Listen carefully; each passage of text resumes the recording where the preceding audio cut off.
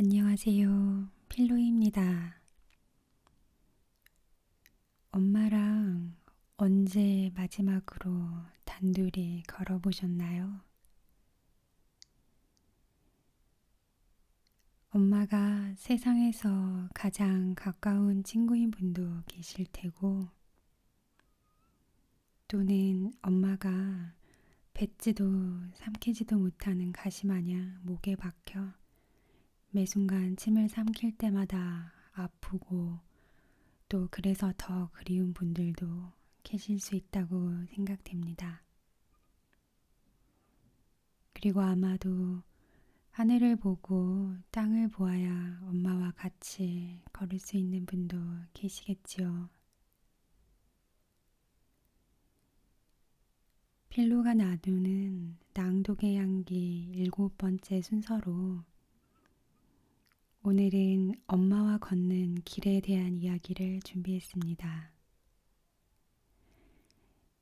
이청준 작가님의 눈길입니다. 이청준 작가님은 서편제, 당신들의 천국, 병신과 머저리, 매자비 등등 정말 주옥같은 작품들을 많이 남기신 타고난 이야기꾼이셨죠. 뿐만 아니라 그분의 이야기가 감싸는 세계의 폭과 깊이가 참 넓고 깊습니다. 그래서 이미 많은 팬들이 있으시리라 생각되는데요. 해를 넘기고 겨울에서 봄을 바라보는 이 시기에 유독 참 많은 어르신들이 이 세상을 떠나십니다. 공동묘지나 납골당 같은 곳에서 보면 유독 1월에 새 이름들이 많이 늘어나곤 합니다. 그래서 부모님에 대해, 가족에 대해 생각을 해보다가 오늘 이 작품을 여러분과 나눠보고 싶어졌습니다. 이 작품에 대한 필로의 나눔과 두 번째 이야기 구슬은 낭독 말미에 덧붙이도록 하겠습니다.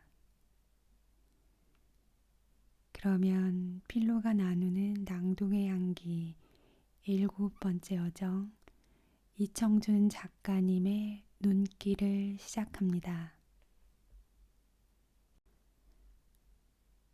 눈길 이청준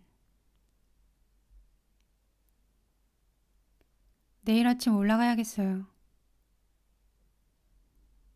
점심상을 물러나 앉으면서 나는 마침내 입속에서 별러오던 소리를 내뱉어 버렸다. 노인과 아내가 동시에 밥숟가락을 멈추며 나의 얼굴을 멀거니 건너다 본다. 내일 아침 올라가다니 이참에도 또 그렇게 쉽게? 노인은 결국 숟가락을 상위에 내려놓으며 믿기지 않는다는 듯 되묻고 있었다. 나는 이제 내친 걸음이었다. 어차피 일이 그렇게 될 바엔 말이 나온 김에 매듭을 분명히 지어두지 않으면 안 되었다. 예, 내일 아침에 올라가겠어요. 방학을 얻어온 학생 팔자도 아닌데 남들 일할 때 저라고 이렇게 한가할 수가 있나요? 급하게 맡아놓은 일도 한두 가지가 아니고요. 그래도 한 며칠 쉬어가지 않고 난 해필 이런 더운 때 골라왔길래 이참에는 며칠 좀 쉬어갈 줄 알았더니 제가 무슨 더운 때 추운 때를 가려 살 여유나 있습니까? 그래도 그 먼 길을 이렇게 단걸음에 되돌아가기야 하겠냐. 넌 항상 한동자로만 왔다가 성걸음에 새벽길을 나서곤 하더라마는 이번에는 너 혼자도 아니고 하룻밤이나 차분히 좀 쉬어가도록 하거라. 오늘 하루는 쉬었잖아요. 하루를 쉬어도 제 일은 사흘을 버리는걸요. 찻길이 훨씬 나아졌다고는 하지만 여기선 아직도 서울이 천리길이라 오는데 하루 가는데 하루. 급한 일은 우선 좀 마무리를 지어놓고 오지 않고선. 노인 대신 이번에는 아내 쪽에서 나를 원망스럽게 건너다 보았다. 그건 물론 나의 주변머리를 탓하고 있는 게 아니었다. 내게 그처럼 급한 일이 없다는 걸 그녀는 알고 있었다. 서울을 떠나올 때 급한 일들은 미리 다 처리해 둔 것을 그녀에게는 내가 말을 해줬으니까. 그리고 이번에는 좀 홀가분한 기분으로 여름 여행을 겸해 며칠 동안이라도 노인을 찾아보자고 내 편에서 먼저 제의를 했었으니까. 그녀는 나의 참을성 없는 심경의 변화를 나무라고 있는 것이었다. 그리고 그 매정스런 결단을 원망하고 있는 것이었다. 까닭없는 연민과 애원기 같은 것이 서려 있는 그녀의 눈길이 그것을 더욱 분명히 하고 있었다. 그래, 일이 그리 바쁘다면 가봐야 하긴 하겠구나.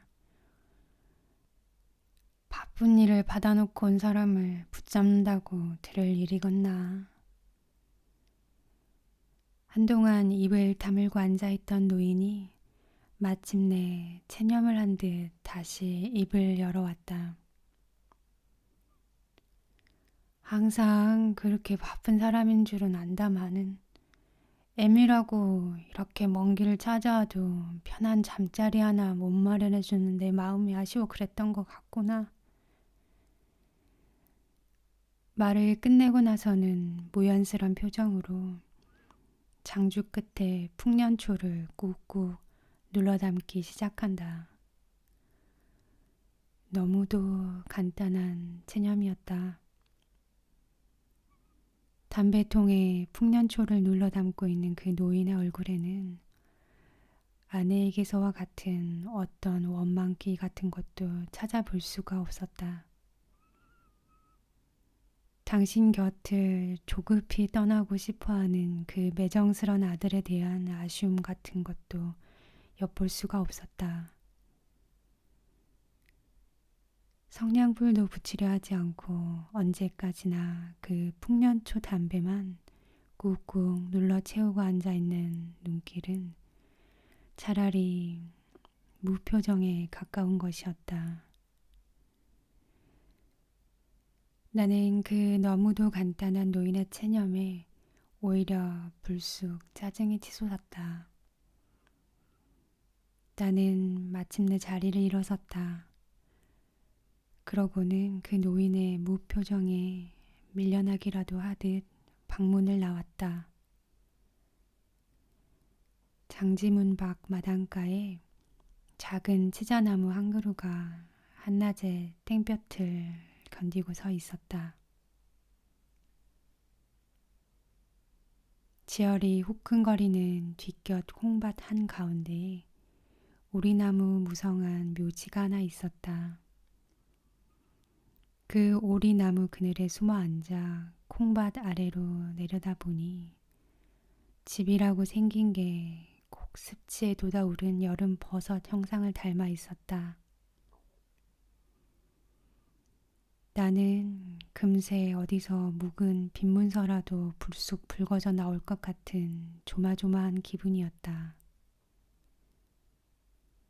애초에 허물은 그 빌어먹게 비좁고 음습한 단칸 오두막 때문이었다. 묵은 빚이 붉어져 나올 것 같은 불편스러운 기분이 들게 온 것도 그랬고 처음 예정을 뒤바꿔 하루 만에 다시 길을 되돌아갈 작정을 내리게 한 건 역시 그러했다. 하지만 내게 빚은 없었다. 노인에 대해선 처음부터 빚이 있을 수 없는 떳떳한 처지였다. 노인도 물론 그 점에 대해선 나를 완전히 신용하고 있었다. 내 나이 70이 다 됐는데 이제 또 남은 세상에 있으면 얼마나 길라더냐. 이가 완전히 사가 없어져서 음식 섭생이 몹시 불편스러워진 노인을 보고 언젠가 내가 지나가는 말처럼 권해본 일이 있었다. 싸구려 같이라도 해 끼우는 게 어떻겠냐는 나의 말선심에 애초부터 그래줄 가망이 없어 보여 그랬는지 노인은 단자리에서 사양을 해버리는 것이었다. 이럭저럭 지내다 이대로 가면 그만일 육신 이제와 늙음하게 웬 딴 세상을 보겠다고. 한 번은 또 치질기가 몹시 심해져서 배변이 무척 힘들어 하시는 걸 보고 수술 같은 걸 권해본 일도 있었다. 노인은 그때도 역시 비슷한 대답이었다. 나이를 먹어도 안 여자는 안 여자다. 어떻게 남의 눈에 굳은 데를 보이겠더냐. 그냥 저냥 참다 갈란다. 남은 세상이 얼마 길지 못하리라는 체념 때문에도 그랬겠지만 그보다 노인은 아무것도 아들에겐 주장하거나 돌려받을 것이 없는 당신의 처지를 감득하고 있는 탓에도 그리 된 것이었다. 고등학교 1학년 때 형의 주벽으로 가게가 파산을 겪은 뒤부터 그리고 마침내 그 형이 세 조카 아이와 그 아이들의 홀어머니까지를 포함한 모든 장남의 책임을 내게 떠맡기고 세상을 떠난 뒤부터 일은 줄곧 그렇게만 되어온 셈이었다. 고등학교와 대학교와 군영 3년을 치러내는 동안 노인은 내게 아무것도 낳아 기르는 사람의 몫을 못했고 나는 또 나대로 그 고등학교와 대학과 군영의 의무를 치르고 나와서도 자식놈의 도리를 엄두를 못 냈다. 노인이 내게 베푼 바가 없어서가 아니라 그럴 처지가 못 되었기 때문이다. 나는 나대로 형이 내게 떠맡기고 간 장남의 책임을 감당하기를 사양치 않을 수가 없었기 때문이었다.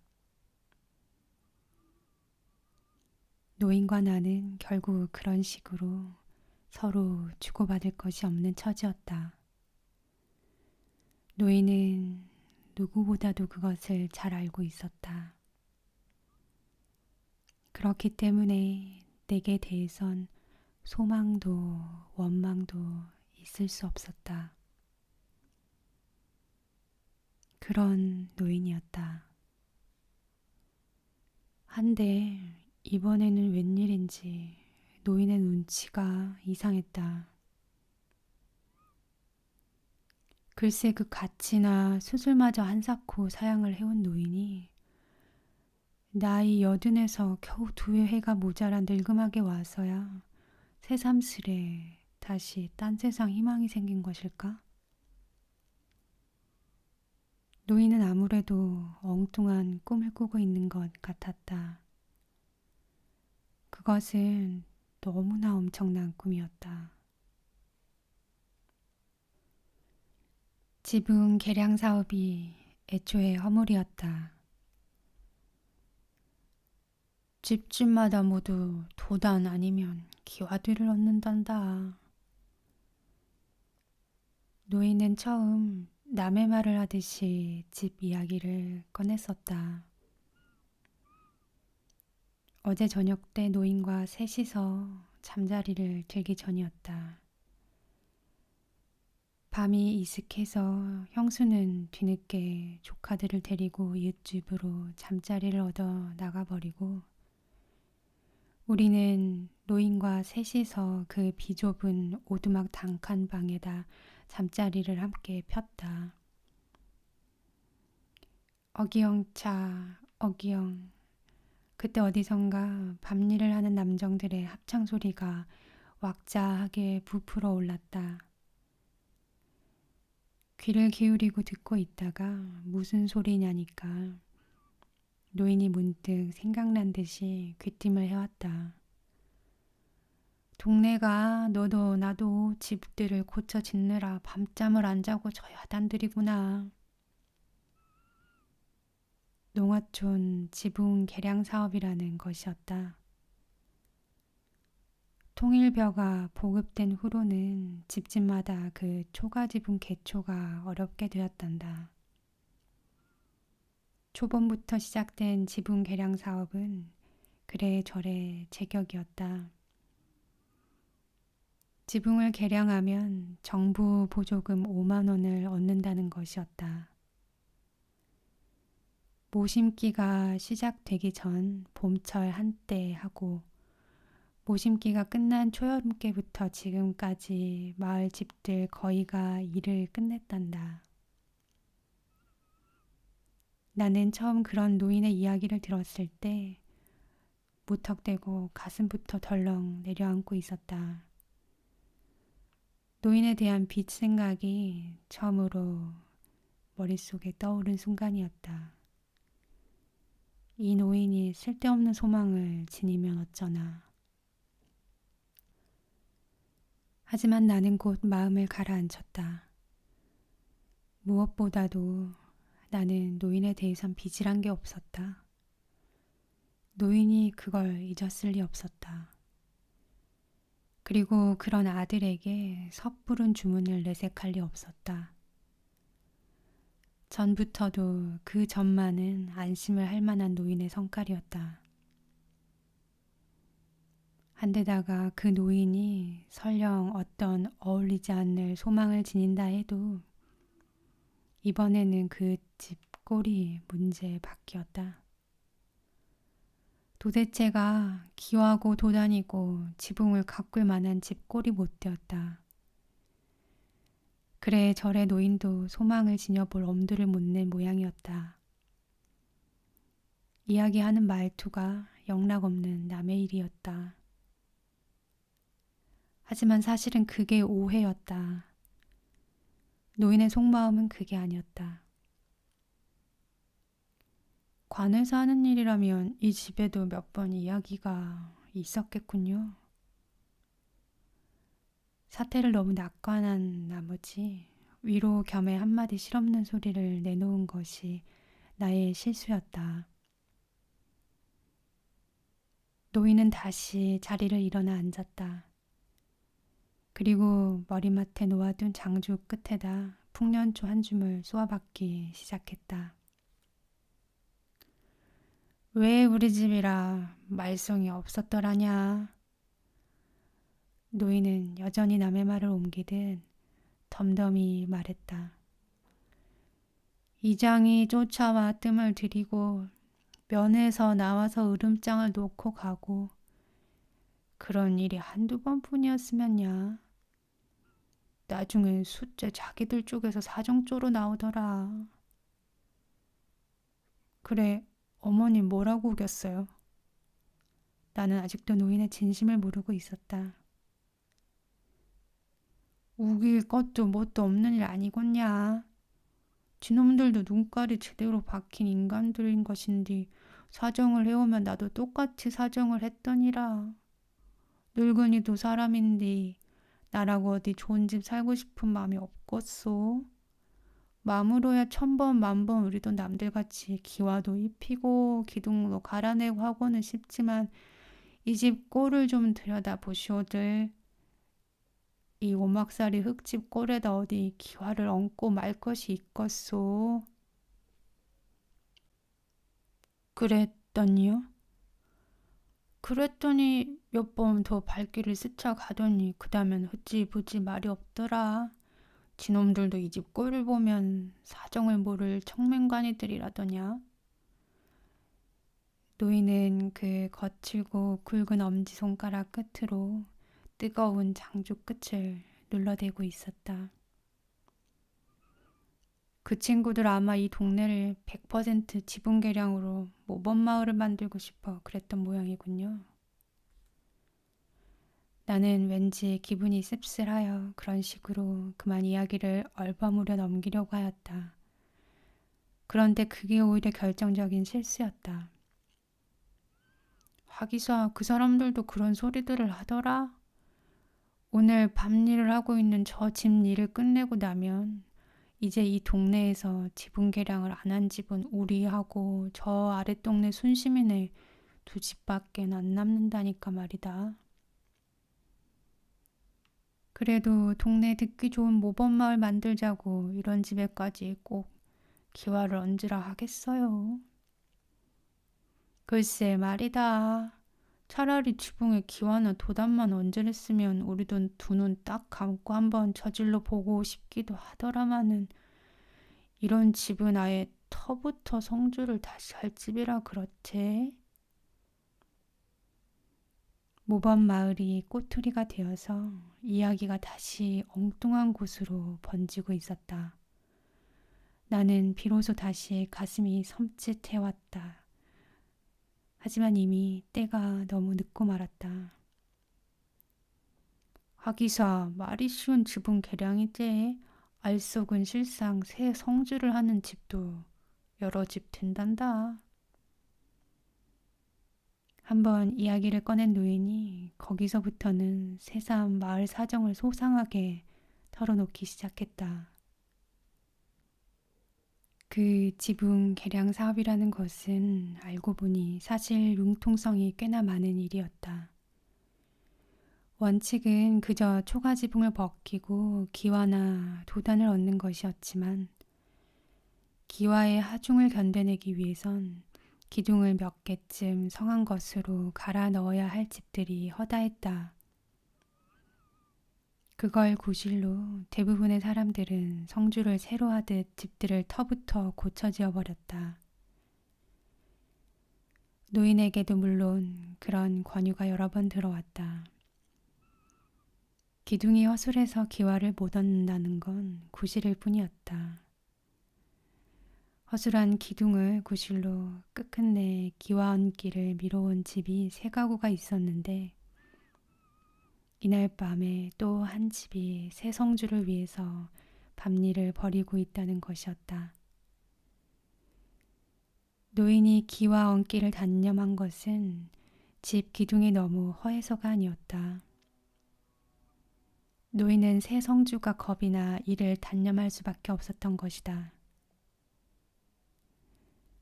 허술한 기둥만 믿을 수는 없었다. 일은 아직도 낙관할 수 없었다. 나는 불시에 다시 그 노인에 대한 나의 빚만을 생각하고 있었다. 노인도 거기서 한동안은 그저 꺼져가는 불에만 신경을 쏟고 있는 것 같았다. 하더니 잊고는 더 이상 소망을 숨기기가 어려운 듯 가는 한숨을 삼키는 것이었다. 그러고는 그 한숨 끝에다 무심결인 듯 덧붙이고 있었다. 이참에 웬만하면 우리도 여기다 방 한 칸쯤이나 더 늘여내고 지붕도 도단으로 얹어버리면 싶긴 하더라만. 마침내 노인이 당신의 소망을 내비친 것이었다. 오늘 당할지 내일 당할지 모를 일이기는 하다만 날짐승만도 못한 목숨일이 일이 모질기만 하다 보니 별의별 생각이 다 드는구나. 저런 옥계 하나도 간수할 곳이 없어 이리 밀치고 저리 밀치고 보면 어떤 땐 그저 일을 저질러 버리고 싶은 생각이 꿀떡 같아지기도 하고. 노인은 결국 그런 식으로 당신의 소망을 분명히 해버리고 만 셈이었다. 지금은 아니더라도 적어도 그런 소망을 지녔던 것만은 분명히 한 것이었다. 나는 이제 할 말이 없었다. 눈을 감은 채 듣고만 있었다. 노인에 대해선 빚이 없음을 골백번 속으로 다짐하고 있었다. 이번에는 면에서도 그냥 후지부지 지나가 주더라만 내년엔 또 이번처럼 어떻게 잠잠해 주기나 할는지. 하기사 면 사람들 무서워 집을 고친다고 할 수도 없지만은 늙은이 냄새가 싫어 그런지 그래도 한 데서 등짝 붙이고 누울 만한 방 놔두고 밤마다 남의 집으로 잠자리를 얻어 다니는 저것들 애미 꼴도 모른 채 하지는 못할 일이니라. 내가 아예 대꾸를 안 하니까 노인은 이제 혼잣말 비슷이 푸념을 계속했다. 듣다 보니 그 노인의 머릿속엔 상당히 구체적인 계획표까지 이미 마련되어 있었던 것 같았다. 나라에서 보조금을 5만 원이나 내주겠다. 일을 일단 저지르고 들었더라면야 큰돈이야 얼마나 더 들 일이 있었을라더냐. 남정네가 없어 남들처럼 일손을 구하기가 쉽지는 않았겠지만 네 형수가 여름 한철만 밭을 매주기로 했으면 건너집 용석이 아베라도 그냥 모른 채 하진 않았을 것이다. 흥리를 돌본 사람은 그 용석이 아버지에게 부탁을 하고 기둥을 갈아낼 나무 가대는 이장내 산에서 헐값으로 몇 개를 부탁해 볼 수가 있었다는 것이었다. 노인의 장주 끝에는 이제 불기가 꺼져 식어 있었다.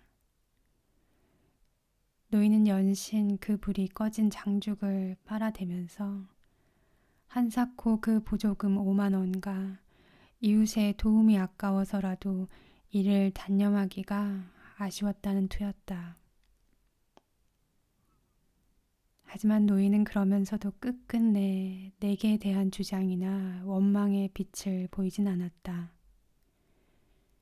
이야기의 형식은 어디까지나 과거의 일로서 그런 생각을 해봤을 뿐이고 그럴 뻔했다는 말일 뿐이었다. 그리고 그런 식으로 나에 대해선 어떤 형식으로도 직접적인 부담감을 느끼게 하지 않으려는 식이었다. 말하는 목소리도 끝끝내 그 체념기가 짙은 특유의 침착성을 잃지 않은 채였다. 하지만 다 소용없는 일이다. 세상 일이 그렇게 마음같이만 된다면야 나이 먹고 늙은 걸 서로 안 할 사람이 있을라더냐.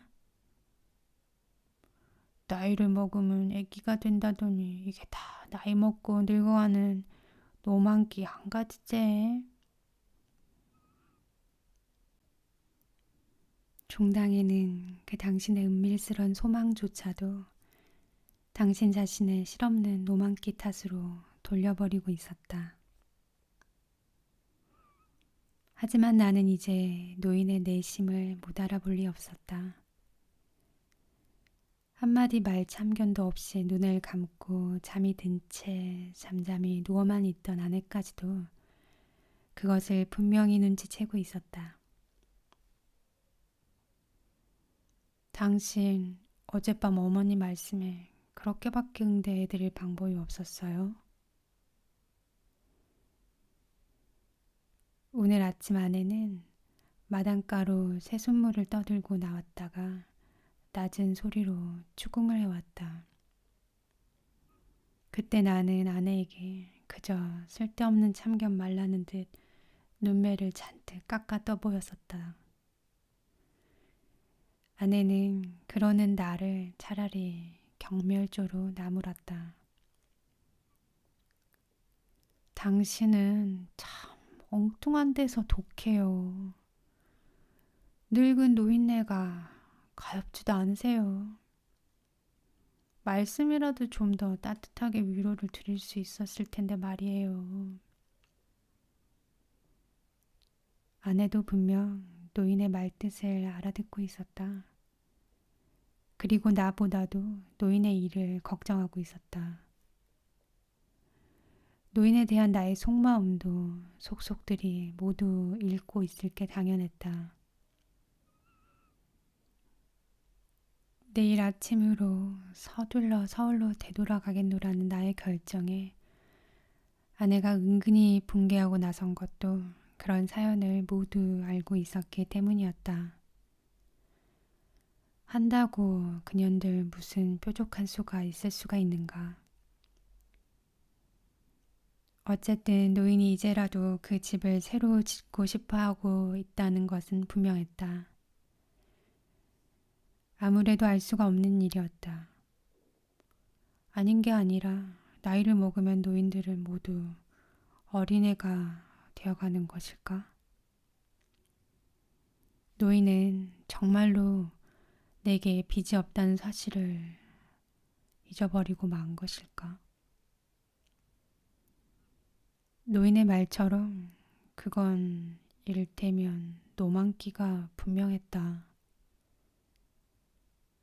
그런 염치도 못 가릴 정도로 노인은 그렇게 늙어버린 것이었다.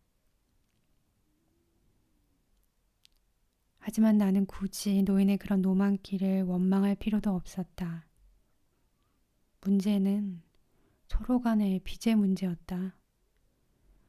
노인에 대해 빚이 없다는 사실만이 내게는 중요했다. 염치가 없어져서건 노망을 해서건 노인에 대해 내가 갚아야 할 빚만 없으면 그만인 것이었다. 빚이 있을 리 없지. 절대로. 글쎄 노인도 그걸 알고 있으니까 정면으로는 말을 꺼내지 못하질 않던가 말이다. 어디선가 무덥고 게으른 매미 울음소리가 들리고 있었다. 나는 비로소 자신을 고친 듯 오리나무 그늘에서 몸을 힘차게 일으켜 세웠다. 콩밭 아래로 흘러뻗은 마을이 눈앞으로 멀리 펼쳐져 나갔다. 거기 과연 아직 초가 지붕을 이고 있는 건 노인네의 그 버섯 모양의 오두막과 아랫동네의 다른 한 채가 전부였다. 빌어먹을. 그 지붕 계략 사업인지 뭔지 하필 이런 때 법석들이지. 아무래도 심기가 편할 수는 없었다. 나는 공연히 그 지붕 개량 사업 쪽에다 애꿎은 저주를 보내고 있었다. 해가 훨씬 기운 다음에야 콩밭을 가로질러 노인의 집 뒷곁으로 뜰을 들어서려다 보니 아내는 결국 반갑지 않은 화제를 버려놓고 있었다. 이 나이에 내가 살면 얼마나 더 좋은 세상을 살겠다고 속없이 새 방을 들이고 기와지붕을 덮자겄냐. 집 욕심 때문이 아니라 나 간 뒷일이 안 놓여 그런다. 뒷곁에서 안뜰로 발길을 돌아 나서려는데 장진문을 반쯤 열어젖힌 안방에서 노인의 말소리가 도란도란 흘러나오고 있었다. 날씨가 선선한 봄, 가을철이나 하다못해 마당에 차일이라도 치고들 지내는 여름철만 되더라도 걱정이 덜하겄다마는 한겨울 추위 속에서나 운사납게 숨이 딸깍 끊어져 봐라. 단칸방 아랫목에다 내 시신 하나 가득 늘여놓으면 그 일을 어찌할 것이냐. 이번에도 또 그 집에 관한 이야기였다. 노인을 어떻게 위로한다는 것일까? 아니면 아내는 노인의 소망을 더 이상 어떻게 외면할 수가 없도록 노골화 시켜버리고 싶은 것일까? 답답하게 눈치만 보고 도는 그 나에 대한 아내의 원망은 그토록 뿌리가 깊고 지혜로웠더란 말인가. 노인의 이야기는 아내가 거기까지 유도해내고 있었던 게 분명했다. 노인은 이제 그 아내 앞에 당신의 집에 대한 소망을 분명한 목소리로 털어놓고 있었다. 그리고 이젠 당신의 소망에 대한 솔직한 사연을 말하고 있었다. 노인의 그 오랜 체념의 습관과 염치를 방패 삼아 어물어물 고비를 지나가려던 내 앞에 노인의 노망이 마침내 노골적인 모습을 드러내온 것이었다. 노인의 소망은 이미 짐작하고 있었지만 설마 하면 그렇게 분명한 대목까지는 만나게 될 줄은 몰랐던 일이었다. 나는 마치 마지막 희망이 무너진 느낌이었다. 하지만 그 노인의 설명에는 나에게는 마침내 분명해진 것이 있었다. 노인이 갑자기 그 집에 대한 엉뚱한 소망을 지니게 된 당신의 내력이었다. 노인은 아직도 당신의 삶을 위해서는 새삼스런 소망을 지니고 있지 않았다. 노인의 소망은 당신의 사후 내력에 있었다. 떠돌아들어 살아오긴 했어도 난 이 동네 사람들한테 못할 일은 한 번도 안 해보고 살아온 늙은이다. 굳은 밥 먹고 굳은 옷 입고 굳은 잠자리 속에 말년을 보냈어도 난 이웃이나 이 동네 사람들한테 굳은 소리는 안 듣고 늙어 왔다. 이 소리가 무슨 소린고 하니 나 죽고 나면 그래도 이 동네 사람들 이 늙은이 주검 위에 흙 한 삽, 떼장 한 장씩은 덮어주러 올 거란 말이다. 늙거나 젊거나 그렇게 날 들여다봐 주러 오는 사람들을 어찌할 것이냐.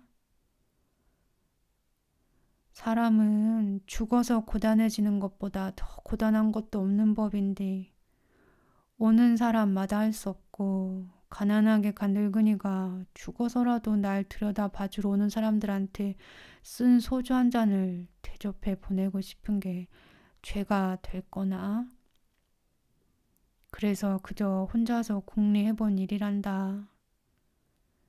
숨 끊어지는 날 바로 못 내다 묻으면 주검하고 산 사람들이 방 하나뿐이 아니냐. 먼 데서 온 너희들도 그렇고. 그래서 꼭 찬바람이나 맞고 궁둥이 붙여 앉을 방 한 칸만 어떻게 늘려봤으면 했더니 그게 어디 마음 같은 일이더냐. 이도 저도 다 늙고 속 없는 늙은이의 노만길 테이즈. 노인의 소망은 바로 그 당신의 죽음에 대한 대비에서 비롯된 것이었다. 알만한 노릇이었다. 살림이 망하고 옛 살던 동네를 나와 떠돌기 시작하면서부터 언제나 당신의 죽음에 대한 대비를 게을리해오지 않던 노인이었다. 동네 뒷산 양지바른 언덕 아래다 마을 영감 한 분에게 당신의 집터, 노인은 당신의 무덤자리를 늘 그렇게 말했다. 그 당신의 집터를 미리 얻어놓고 겨울철에도 날씨가 좋으면 그곳을 찾아가 햇볕 바래기를 하다가 내려온다던 노인이었다. 노인은 이제 당신의 죽음의 마지막 준비를 서두르고 있는 것이었다. 나는 아무래도 더 노인의 이야기를 엿듣고 있을 수가 없었다. 발길을 움직여 소리 없이 자리를 피해버리고 싶었다. 한데 그때였다. 쓸데없는 일에 공연히 감동을 잘하는 아내가 아무래도 견딜 수가 없어진 모양이었다. 전에 사시던 집은 터도 넓고 칸수도 많았다면서요. 아내가 느닷없이 화제를 바꾸고 나섰다. 별달리 노인을 달랠 말이 없으니까 지나간 일이나마 그렇게 넓게 살던 옛집의 기억을 상기시켜서라도 노인을 위로하고 싶어진 것이리라.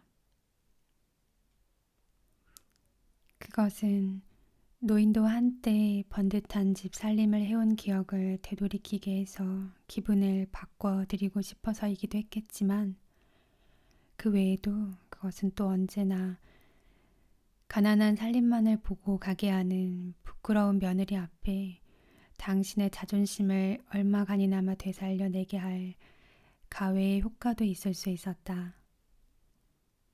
어쨌거나 나는 당분간 다시 자리를 피할 필요가 없어지고 있었다. 옛날 살던 집이야. 크고 넓었지.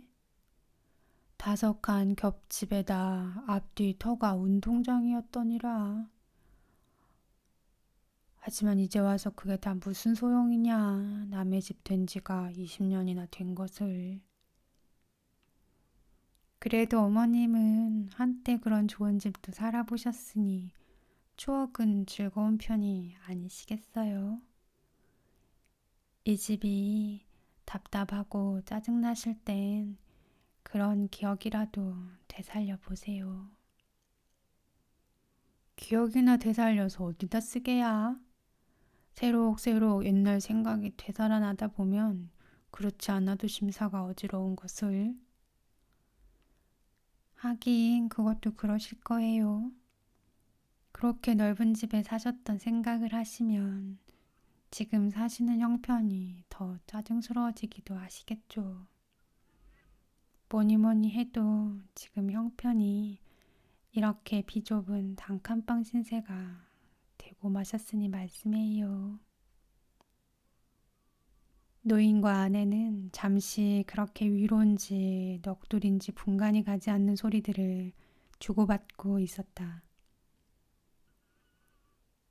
한동안 그렇게 오가는 이야기를 듣다 보니 나는 그 아내의 동기가 다시 조금씩 의심스러워지고 있었다. 아내의 말투는 그저 노인을 위로하기 위해서가 아니었다. 노인을 위로해드리기는커녕 심기만 점점 더 불편스럽게 하고 있었다. 노인에게 옛집을 상기시켜 드리는 것은 당신의 불편스런 심기를 주저앉기보다는 오늘을 더욱더 비참스럽게 느끼게 만들고 있었다. 집을 고쳐짓고 싶은 그 은밀스런 소망을 자꾸만 밖으로 후벼대고 있었다. 아내의 목적은 차라리 그쪽에 있었던 것 같았다. 아내에 대한 나의 판단은 과연 크게 빗나가지 않고 있었다. 방이 이렇게 비좁은데 그럼 어머니 이 옷장이라도 어디 다른 데로 좀 내놓을 순 없으세요? 이 옷장을 들여놓으니까 좁은 방이 더 비좁지 않아요. 아내는 마침내 내가 가장 거북스럽게 시선을 피해오던 것으로 화제를 끌어들이고 있었다. 바로 그 옷괴의 이야기였다.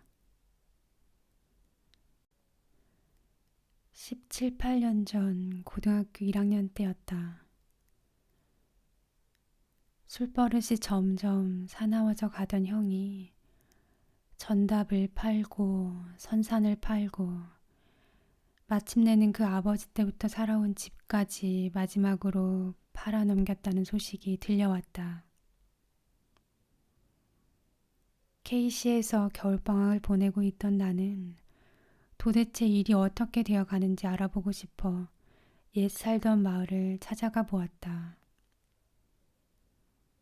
집을 팔아버렸으니 식구들을 만나게 될 기대는 없었지만 그래도 달리 소식을 알아볼 곳이 없었기 때문이었다. 어스름을 기다려 살던 집 골목을 들어서니 사정은 역시 K시에서 듣고 온 대로였다. 집은 텅텅 비어진 채였고 식구들은 어디론지 간 곳이 없었다. 나는 다시 골목 앞에 살고 있던 먼 친척과 누님을 찾아갔다. 그런데 그 누님의 말을 들으니 노인이 뜻밖의 아직 나를 기다리고 있다는 것이었다. 여기가 어디냐? 네가 누군데 내 집 앞 골목을 이렇게 서성대고 있어야 하더란 말이냐? 한참 뒤에 어디선가 누님의 소식을 듣고 달려온 노인이 문간 앞에서 어정어정 망설이고 있는 나를 보고 다짜고짜 나무랐다. 행여나 싶은 마음으로 노인을 따라 문간을 들어섰으나 집이 팔린 것은 분명해 보였다. 그날 밤 노인은 옛날과 똑같이 저녁을 지어내왔고 그날 밤을 거기서 함께 지냈다. 그리고 이튿날 새벽 일찍 K시로 나를 다시 되돌려 보냈다. 나중에야 안 일이었지만 노인은 그렇게 나에게 저녁밥 한 끼를 지어 먹이고 마지막 밤을 지내게 해주고 싶어 새 주인의 양해를 얻어 그렇게 혼자서 나를 기다리고 있었다는 것이었다. 언젠가 내가 다녀갈 때까지는 하룻밤만이라도 내게 옛집의 모습과 옛날의 분위기 속에 자고 가게 해주고 싶어서였는지도 모른다. 하지만 문간을 들어설 때부터 집안 분위기는 이사를 나간 빈집이 분명했었다. 한데도 노인은 그때까지 매일같이 그 빈집을 드나들며 먼지를 떨고 걸레질을 해온 것이었다. 그리고 그때 노인은 아직 집을 지켜온 흔적으로 안방 한쪽에다 이불 한 채와 옷괴 하나를 예대로 그냥 남겨두고 있었다. 이튿날 새벽 K시로 다시 길을 나설 때서야 비로소 집이 팔린 사실을 분명히 해온 노인의 심정으로는 그날 밤 그 옷개 한 가지로나마 옛집의 분위기를 되살려 나의 괴로운 잠자리를 위로하고 싶었음이 분명한 것이었다. 그러한 내력이 숨겨져 온 옷괴였다.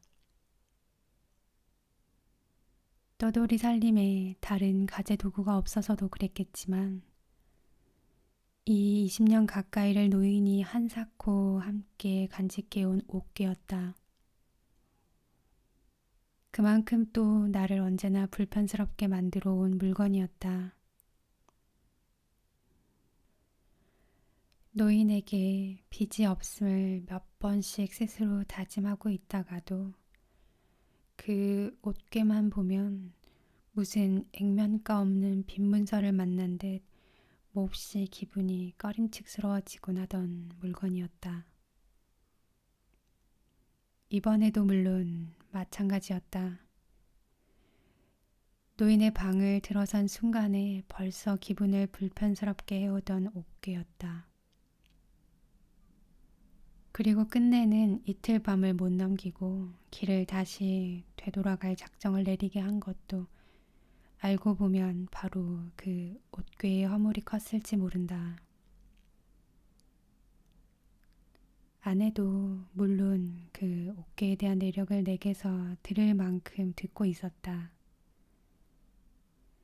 아내가 옷괴의 내력을 알고 있는 여자라면 그 옷괴에 관한 나의 기분도 짐작을 못할 그녀가 아니었다. 더욱이 내가 바깥에서 두 사람의 이야기를 엿듣고 있는 걸 알고서 그랬을 수도 있었다. 나는 어느새 그 콧속을 후비는 못된 버릇이 되살아날 만큼 긴장을 하고 있었다. 생각지도 않았던 곳에서 갑자기 묵은 빈 문서가 튀어나올 것만 같은 조마조마한 기분이었다. 노인이 치사하게 그 묵은 빈 문서로 나를 공지에 몰아넣으려 덤빌 수도 있었다. 그래 보라지.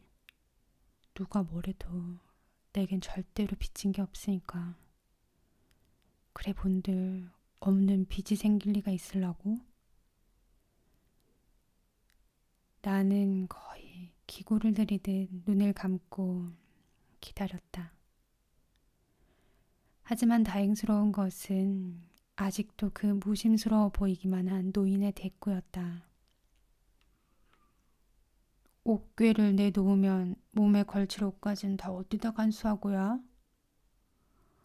어디다 따로 내놓을 데가 있는 것도 아니지만 그걸 어디다 내놓을 때가 생긴다 해도 그것 말고는 옷까지 나부랑을 간수해 둘 데가 있어야 할 것 아니냐? 알고 그러는지 모르고 그러는지 노인은 그리 그 옷개 쪽에는 신경을 쓰고 있지 않은 것 같았다. 옷이야 어떻게 못을 박아 걸더라도 사람이 우선 좀 발이라도 뻗고 놀 자리가 있어야 하잖아요.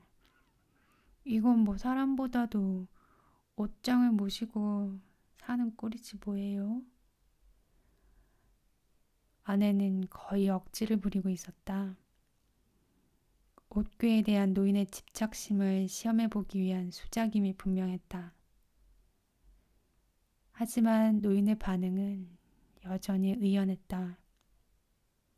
그건 네가 모르는 소리다. 그 옷개라도 하나 없으면 이 집을 누가 사람 사는 집이라 할 수 있겠냐. 사람 사는 집 흔적으로 해서라도 그건 집안에 지녀야 할 물건이다.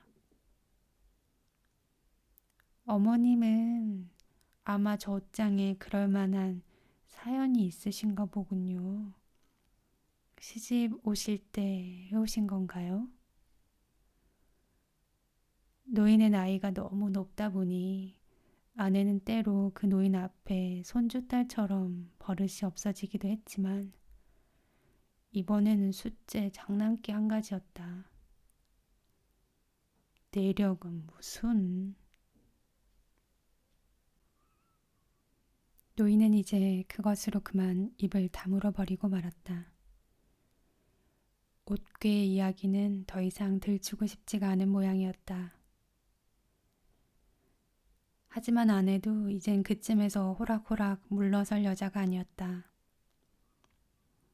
노인이 입을 다물어 버리자 아내도 그만 거기서 할 말을 잃은 듯 잠시 침묵을 지키고 있더니 이윽고는 다시 공세를 펴기 시작했다. 하긴 어쨌거나 어머님 마음이 편하진 못하시겠어요. 뭐니 뭐니 해도 옛날에 사시던 집을 지켜오시는 게 최선이었는데 말씀이에요. 도대체 그 집은 어떻게 해서 팔리게 되었어요? 이번엔 또 그 집 얘기였다. 그 역시 모르고 묻는 소리가 아니었다. 아내는 그 옥괴의 내력과 함께 집이 팔리게 된 사정에 대해서도 모두 알고 있었다. 하면서도 그녀는 다시 노인에게 그것을 되풀이시키려고 하고 있는 것이었다. 옷괴를 구실로 그 노인의 소망을 유인해내려는 그녀 나름의 노력의 연장이었다. 하지만 노인의 태도도 아직은 아내에 못지않게 끈질긴 데가 있었다. 집이 어떻게 팔리기는... 안 팔아도 좋은 집을 장난삼아서 팔았을려 하더냐. 내 집 지니고 살 팔자가 못돼 그리 된 거지. 알고도 묻는 소리에 노인은 또 노인대로 내력을 얼버무려 넘기려고 하고 있었다. 그래도 사정은 있었을 게 아니에요. 그 집을 지을 때 돌아가신 아버님이 몹시 고생을 하셨다고 하던데요. 집이야 참 어렵게 장만한 집이었지야. 남같이 한 번에 지어올린 집이 아니고 몇 해에 걸쳐서 한 칸씩 두 칸씩 살림 형편 쫓아서 늘여간 집이었더니라. 그렇게 마련한 집이 결국은 내 집이 못 되고, 그런다고 이제 그런 소리 해서 다 못을 하겠냐? 어차피 내 집이 못될 운수라 그리 된 일을 이런 소리 곱씹는다고 팔려간 집 다시 내 집 되어 돌아올 것도 아니고. 하지만 그리 어렵게 장만한 집이라 애석한 생각이 더할 게 아니에요. 지금 형편도 그럴 수밖에 없고요. 어떻게 되어 그리 되고 말았는지 그때 사정이라도 좀 말씀해 보세요. 그만둬라. 다 소용없는 일이다. 이제는 그럭저럭 세월이 흘러서 기억도 많이 희미해진 일이고. 한사코 이야기를 피하려는 노인에게 아내는 마침내 마지막 수단을 동원하고 있었다. 좋아요. 어머님께선 아마 지난 일로 저까지 공연히 속을 상하게 할까봐 그러시는 모양인데요. 그래도 별로 소용이 없으세요. 저도 사실은 이야기를 대강 다 들어 알고 있단 말씀이에요. 이야기를 들어? 누구한테서? 노인이 비로소 조금 놀라는 김이었다. 그야 물론 저 사람한테지요.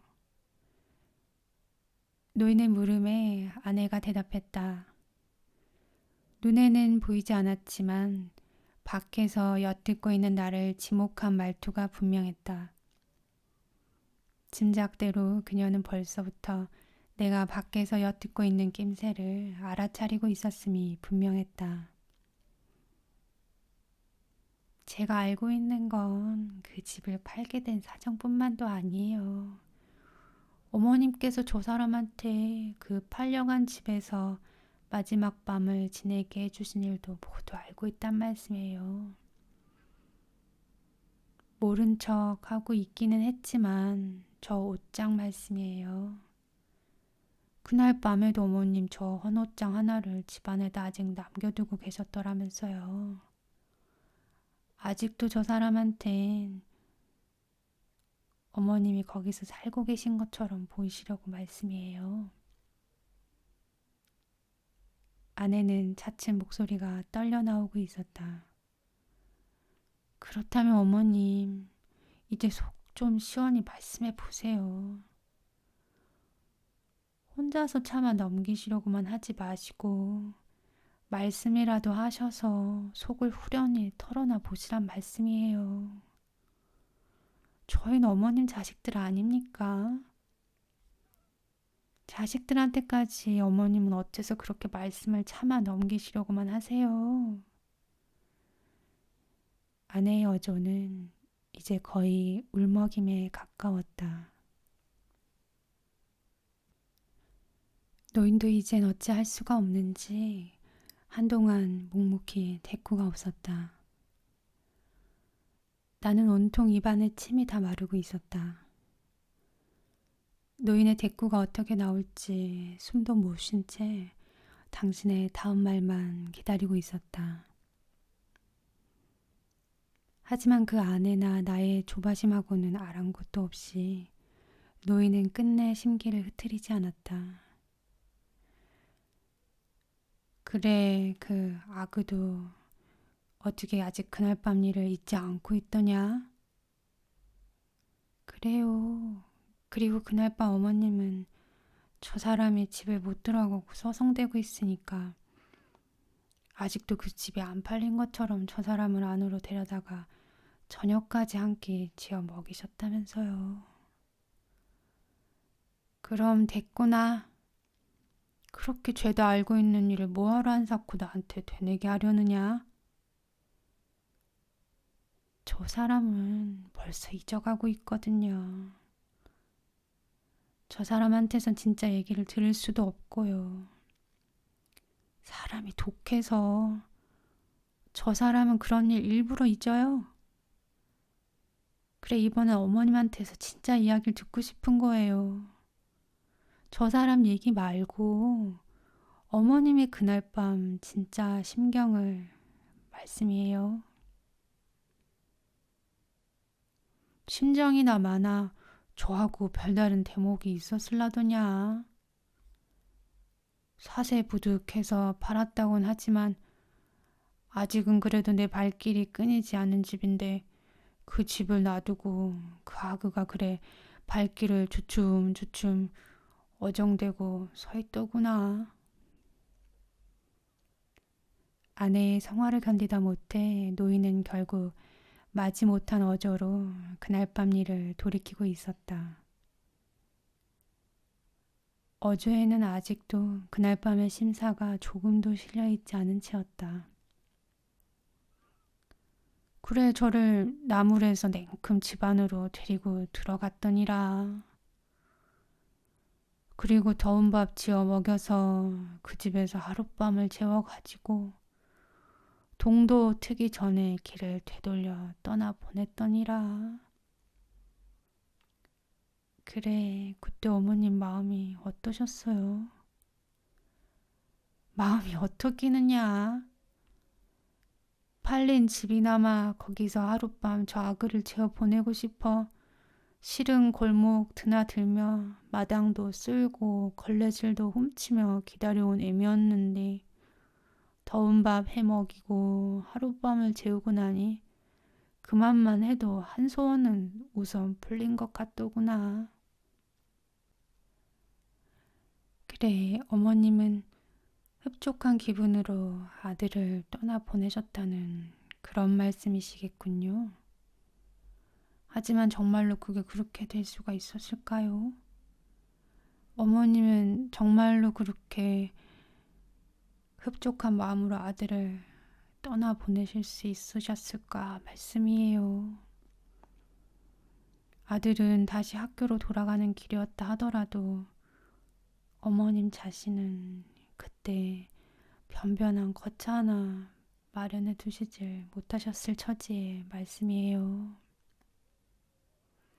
나더러 또 무슨 이야기를 더 하라는 것이냐. 그때 아들을 떠나보내실 때 어머님 심경을 듣고 싶어요. 객지 공부 가는 어린 아들을 그런 식으로 떠나보내시면서 어머님 자신도 거처가 없이 떠도셔야 했던 그때 그 처지에서 어머님이 겪으신 심경을 말씀이에요. 그만두어라. 다 쓸데없는 노릇이니라. 이야기를 한들 그때 마음이야 네가 어찌 다 알아들을 수 있겠냐. 노인은 다시 이야기를 사양했다.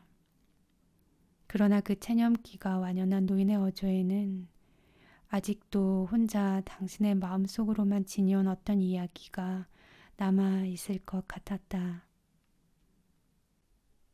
나는 이제 더 이상 기다리고 있을 수가 없었다.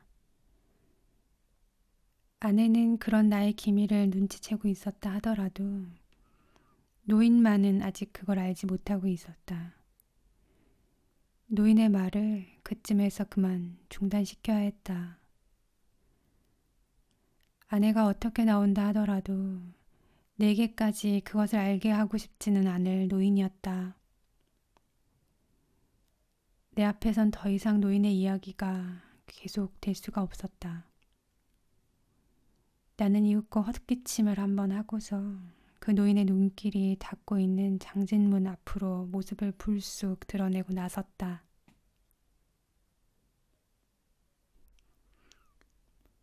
위험한 고비는 그럭저럭 모두 지나가고 있었다. 저녁상을 드릴 때 노인은 또 언제나처럼 막걸리 한 되를 가져오게 하였다.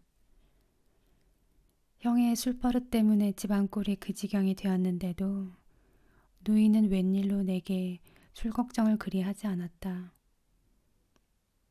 집에만 가면 당신이 손수 막걸리 한두 대씩을 미리 마련해다 주곤 하였다. 한 잔 마시고 잠이나 자거라. 그러면서 언제나 잠을 자기를 권하는 것이었다. 이날 저녁도 마찬가지였다. 그래, 정 내일 아침으로 길을 나설라냐? 저녁상이 들어왔을 때 노인은 그렇게 조심스러운 목소리로 나의 내심을 한 번 더 떠왔을 뿐이었다. 가야 할 일이 있으니까 가겠다는 거 아니겠어요? 나는 노인에게 공연히 화가 치민 목소리로 퉁명스럽게 대꾸했다.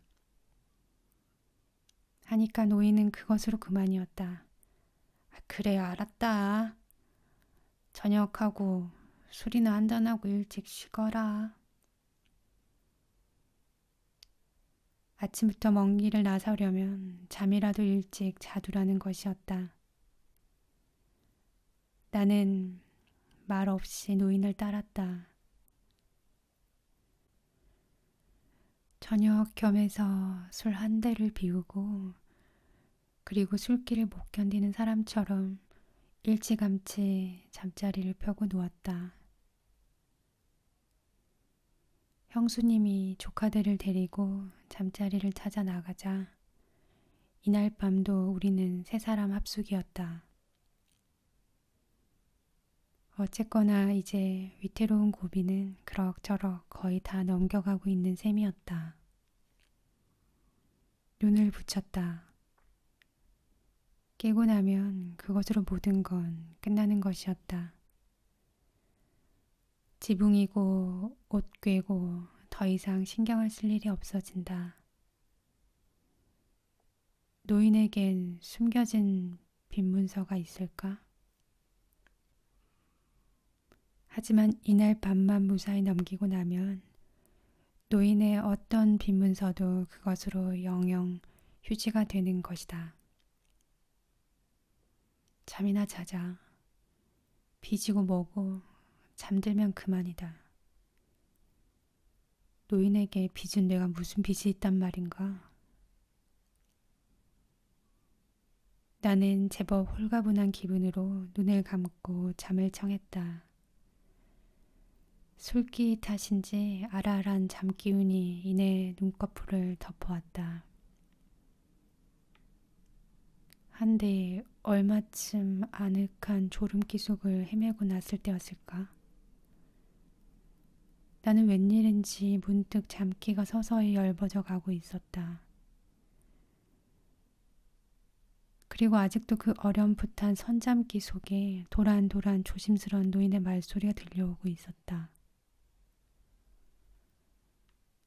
그날 밤사말로 갑자기 웬 눈이 그리도 많이 내렸던지 잠을 잤으면 얼마나 잤겠느냐마는 그래도 잠시 눈을 붙였다가 새벽녘에 일어나 보니 바깥이 웬통 환한 눈천지로구나. 눈이 왔더라도 어쩔 수가 있더냐. 서둘러 밥 한 술씩을 끓여다가 속을 덮이고 그 눈길을 서둘러 나섰더니라. 나는 다시 정신이 번쩍 들고 말았다. 어찌된 일인지 노인이 마침내 그날 밤 이야기를 아내에게 가닥가닥 털어놓고 있는 중이었다. 처지가 떳떳했으면 날이라도 좀 밝은 다음에 길을 나설 수 있었으련만 그땐 어찌 그리 처지가 부끄럽고 저주스럽기만 했던지. 그래야 할 수 없이 새벽 눈길을 들이서 나섰지만 10월이나 되는 장처 차부까지 산길이 멀기는 또 얼마나 멀더라냐.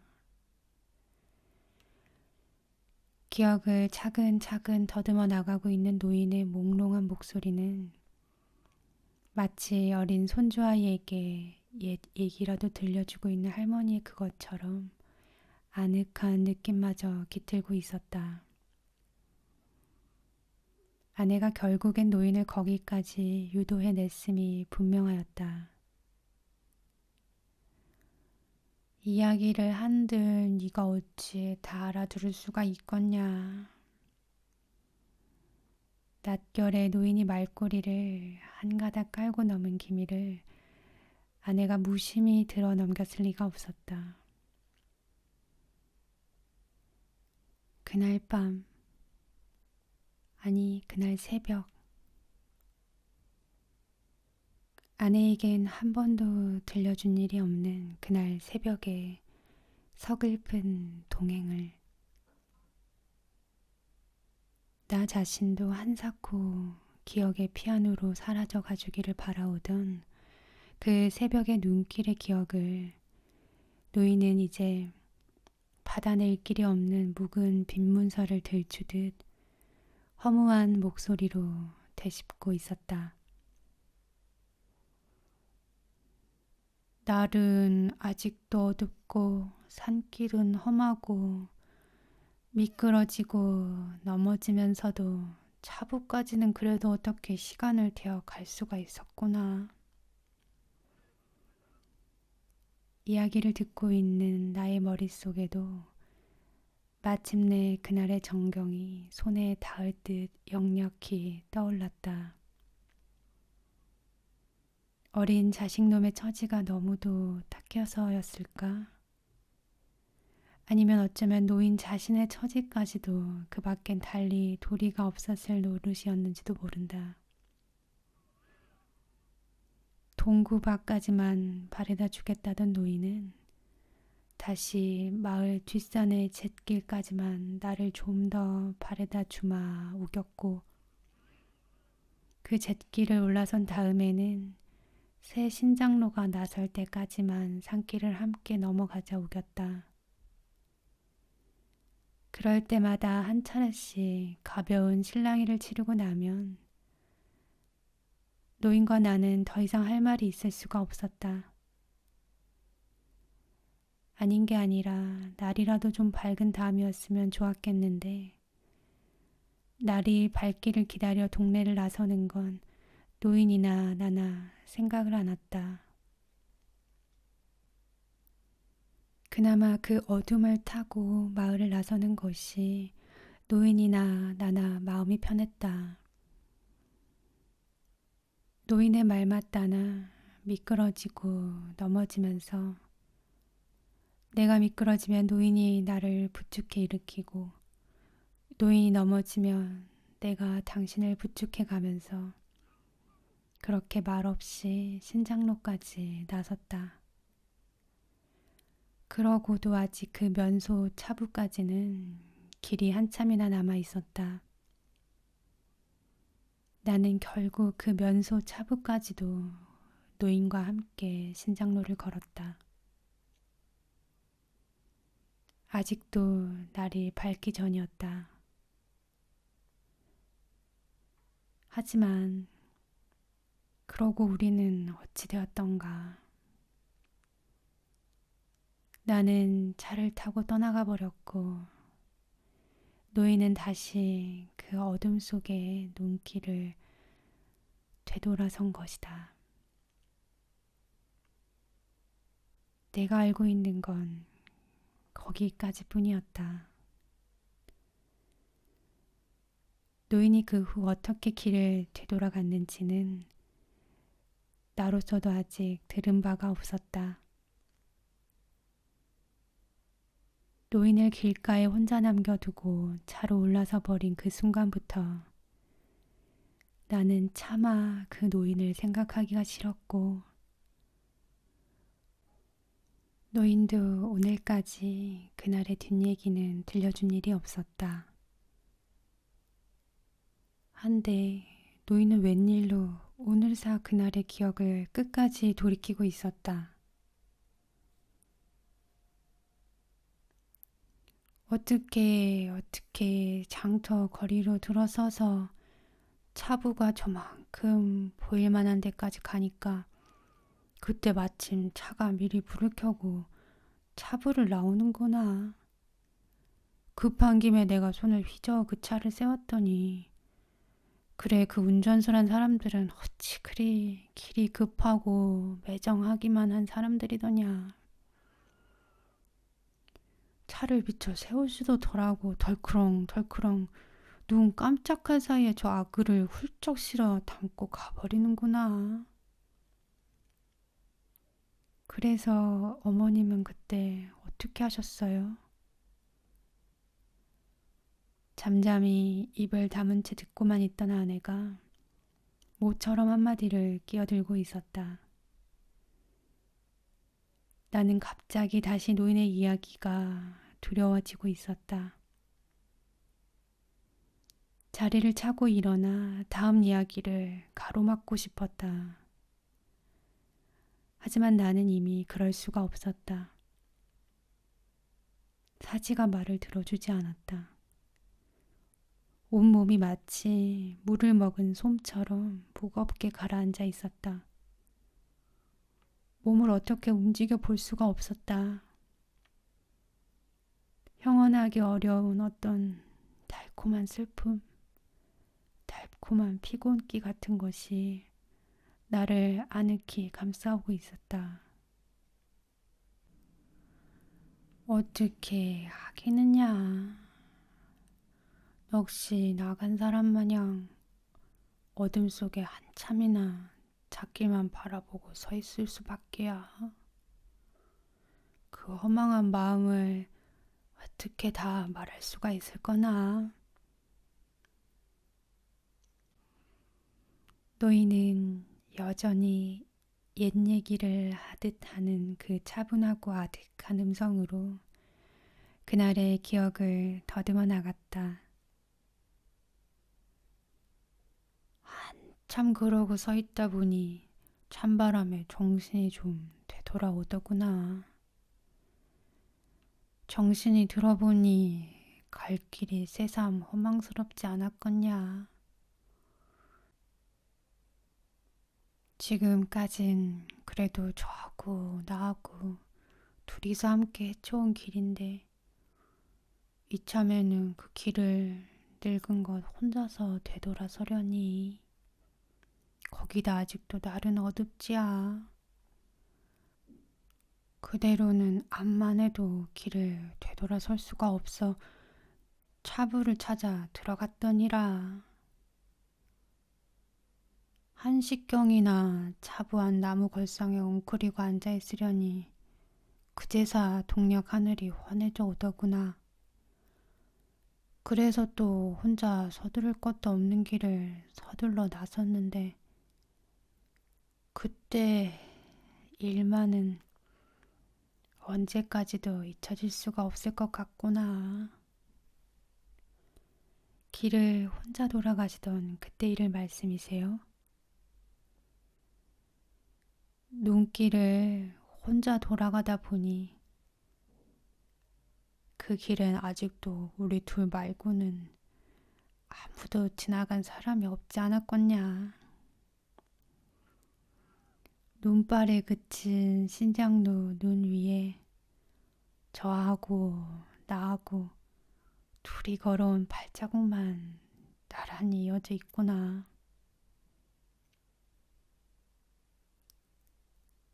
그래서 어머님은 그 발자국 때문에 아들 생각이 더 간절하셨겠네요. 간절하다 뿐이었겠냐. 신장로를 지나고 산길을 들어서도 굽이굽이 돌아온 그 몹쓸 발자국들에 아직도 도란도란 저 아그의 목소리나 따뜻한 온기가 남아있는 듯만 싶었지. 산비둘기만 푸르르 날아도 저 아그 역시 새가 되어 다시 되돌아오는 듯 놀라지고 나무들이 눈을 쓰고 서 있는 것만 보아도 뒤에서 금세 저 아그 모습이 뛰어나올 것만 싶었지야. 하다 보니 나는 굽이굽이 외치기만 한 그 산길을 저 아그 발자국만 따라 밟고 왔더니라. 내 자서가 너하고 둘이 온 길을 이제는 이 몹쓸 늙은 것 혼자서 너를 보내고 돌아가고 있구나.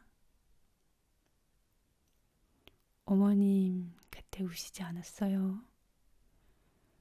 울기만 했겠냐. 오목오목 디뎌놓은 그 아그 발자국마다 한도 없는 눈물을 뿌리며 돌아왔지. 내 자서가, 내 자서가, 부디 몸이나 성하게 지내거라. 부디 부디 너라도 좋은 운 타서 복 받고 살거라.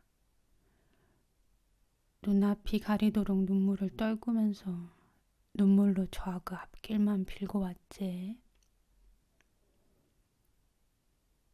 노인의 이야기는 이제 거의 끝이 나가고 있는 것 같았다. 아내는 이제 할 말을 잊은 듯 입을 조용히 다물고 있었다. 그런디 그 서두를 것도 없는 길이라 그렁저렁 시름없이 걸어온 발걸음이 그래도 어느 참에 동네 뒷산을 당도해 있었구나.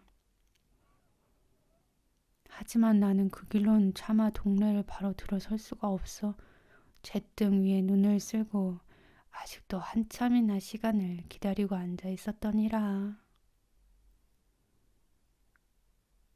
어머님도 이젠 돌아가실 거처가 없으셨던 거죠. 한동안 조용히 입을 다물고 있던 아내가 이제 더 이상 참을 수가 없어진 듯 갑자기 노인을 추궁하고 나섰다. 그녀의 목소리는 이제 울먹임 때문에 떨리고 있었다. 나 역시도 이젠 더 이상 노인을 참을 수가 없었다. 이제나마 노인을 가로막고 싶었다. 아내의 추궁에 대한 그 노인의 대꾸가 너무도 두려웠다. 노인의 대답을 들을 수가 없었다. 하지만 그 역시도 불가능한 일이었다. 나는 아직도 눈을 뗄 수가 없었다. 불빛 아래 눈을 뜨고 일어날 수가 없었다. 사지가 마비된 듯 가라앉아 있는 때문만이 아니었다. 졸음기가 아직 아쉬워서도 아니었다. 눈꺼풀 밑으로 뜨겁게 차오르는 것을 아내와 노인 앞에 보일 수가 없었다. 그것이 너무도 부끄러웠기 때문이었다. 아내는 이번에도 그러는 나를 알고 있었던 것 같았다.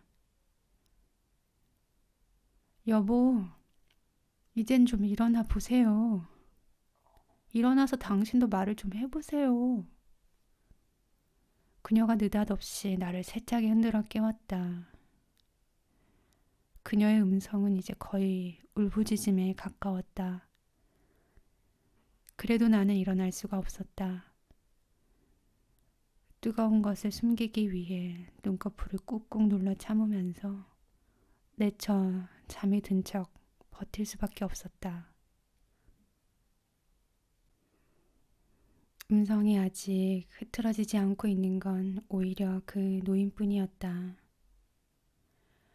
가만 두거나. 아침길 나서기도 피곤할 것인데 고나게 자고 있는 사람 못하러 그러냐. 노인은 일단 아내의 행동을 말려두고 나서 아직도 그 옛 얘기를 하는 듯한 아득하고 차분한 음성으로 당신의 남은 이야기를 끝맺어가고 있었다. 그런디 이것만은 네가 잘못한 것 같구나. 그때 내가 뒷산 재퉁에서 동네를 바로 들어가지 못하고 있었던 일 말이다. 그건 내가 갈 데가 없어 그랬던 건 아니란다. 산 사람 목숨인데 설마 그때라고 누구네 문간방 한 칸이라도 산 몸뚱이 깃들일 때 마련이 안 됐겠냐. 갈 데가 없어서가 아니라 아침 햇살이 너무 눈에 시리더구나. 그때는 벌써 동네 아래까지 햇살이 활짝 퍼져 들어있는데 눈에 덮인 그 우리 집 지붕까지도 햇살 때문에 볼 수가 없더구나. 더구나 동네에선 아침 짓는 연기가 한참인데 그렇게 시린 눈을 해갖고는 그 햇살이 부끄러워 차마 어떻게 동네 골목을 들어설 수가 있더냐. 그놈의 맑은 햇살이 부끄러워져서 그럴 엄두가 안 생겨나더구나. 시린 눈이라도 좀 가라앉히고자 그래 그러고 앉아 있었더니라.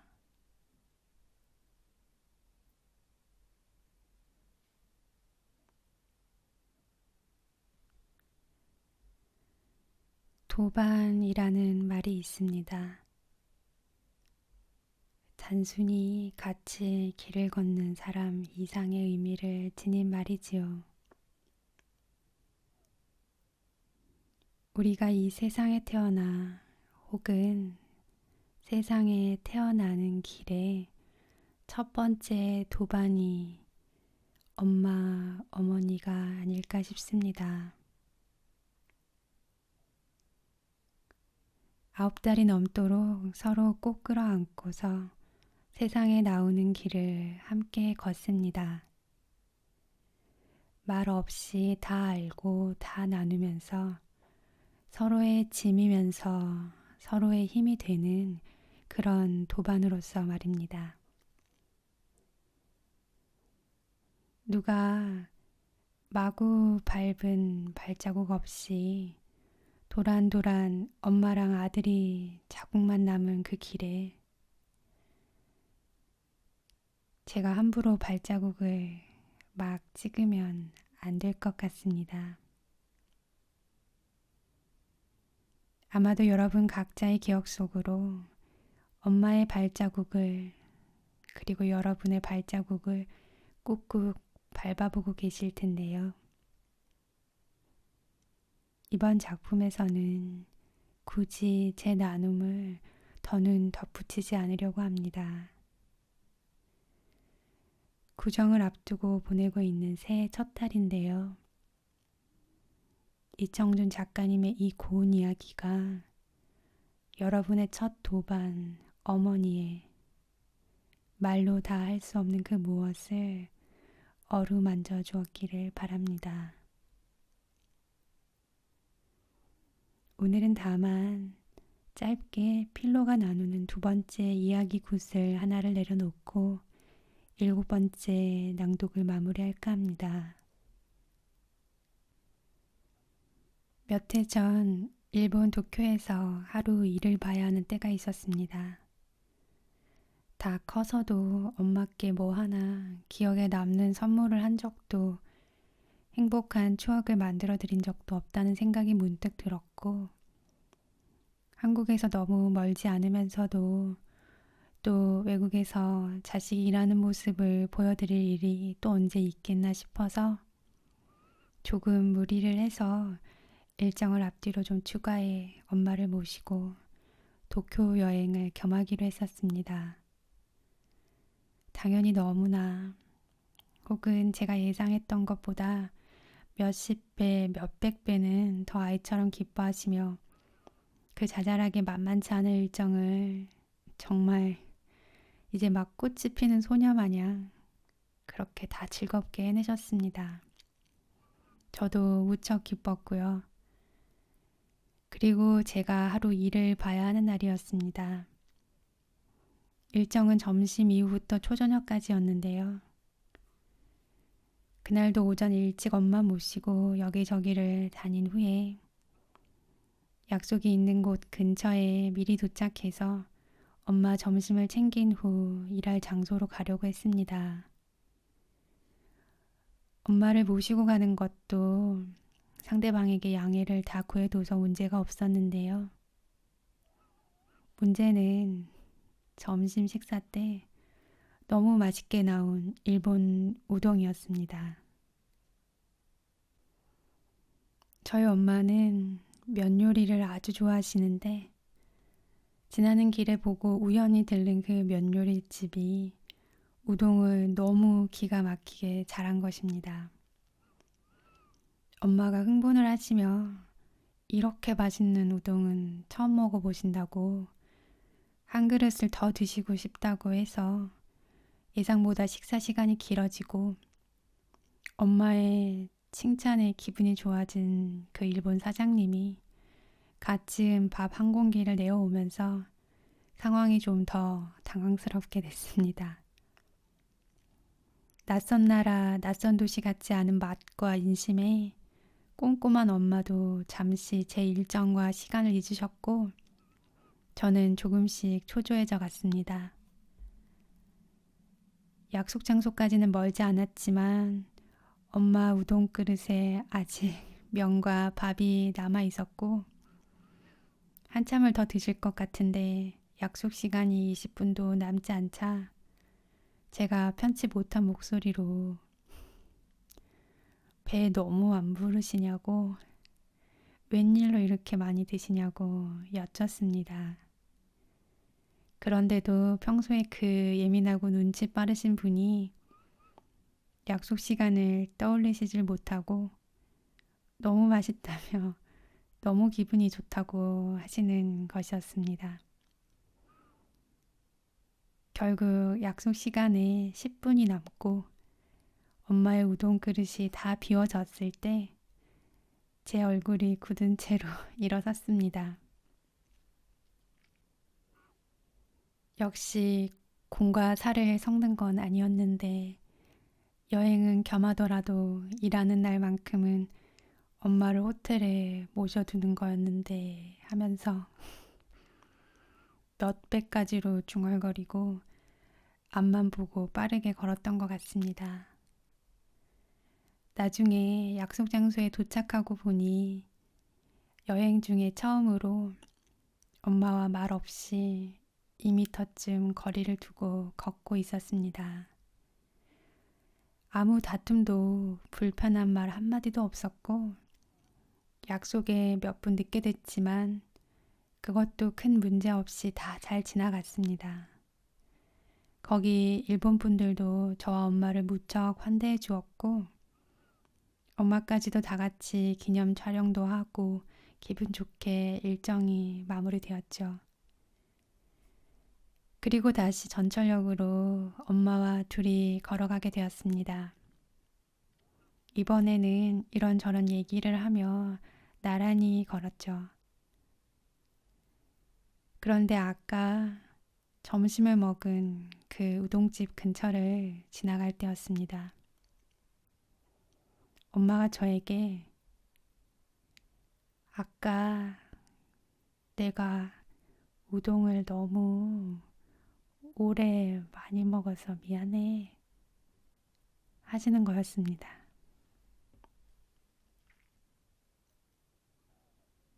순간 너무 놀라고 갑자기 눈을 어디 둬야 할지 모르겠고 아무 일도 없었던 것 같지만 사실 무슨 일이 있었는지 우리 둘 다 모두 속속들이 다 알고 있다는 것을 그 단 한 문장이 다 불러내고 있었습니다.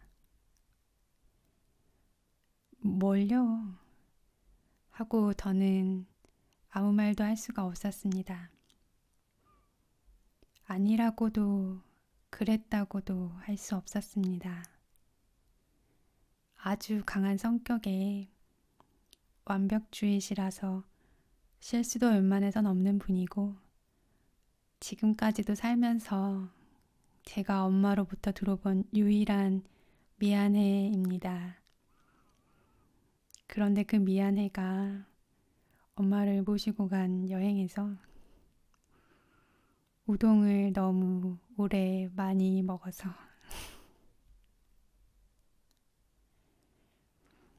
여러분 마음속에도 남들 눈에는 이야깃거리도 못 될 수 있는 아주 사소한 하지만 부모님을 생각할 때 늘 겹쳐 보이는 그 어떤 먹먹한 얘기가 하나씩은 있으시리라 생각합니다.